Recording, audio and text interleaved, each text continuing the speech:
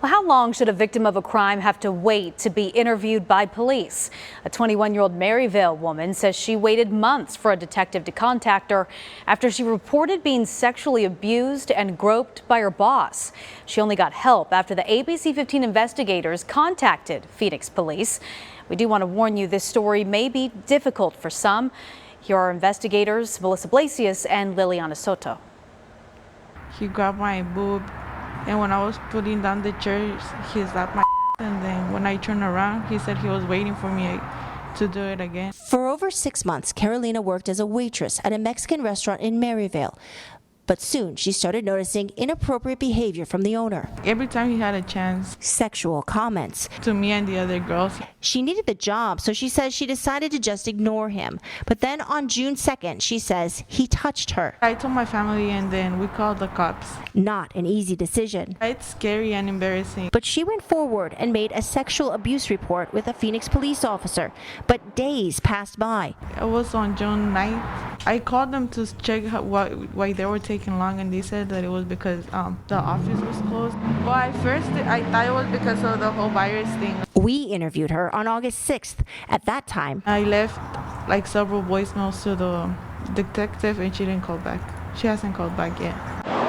3 days later, we reached out to Phoenix police asking for the status of the investigation, but we didn't get a response till August 11th. A spokesperson released a statement saying in part the detective attempted to contact the victim on more than one occasion. But how many times is more than one occasion, and what type of attempts other than a phone call were made? We don't know because Phoenix police won't tell us. They said a supervisor was able to get in touch with the victim. That victim said she had been without a phone for a while and therefore had not received any messages. But Carolina says she was without a phone only for 3 days, and police reached out to her after ABC 15 started asking questions. So how long should sexual abuse victims wait to get a detective to reach out to them? I don't know what they don't really do anything up in here. I'm doing it so like it doesn't happen to other girls. In a statement, Phoenix police said in part, the time frame on conducting follow-up interviews with victims is based on a case-by-case basis. 2020 has come with its challenges, specifically those related to the health pandemic. Keeping the health of our victims in mind, we are currently taking precautions outlined by the CDC as we investigate these crimes. It makes me feel bad because people don't pay attention to like what's really going on. I'm pretty sure there's other smaller, younger girls than me that he might have done something worse. In Maryvale, I'm investigator Melissa Blasius, ABC 15, Arizona.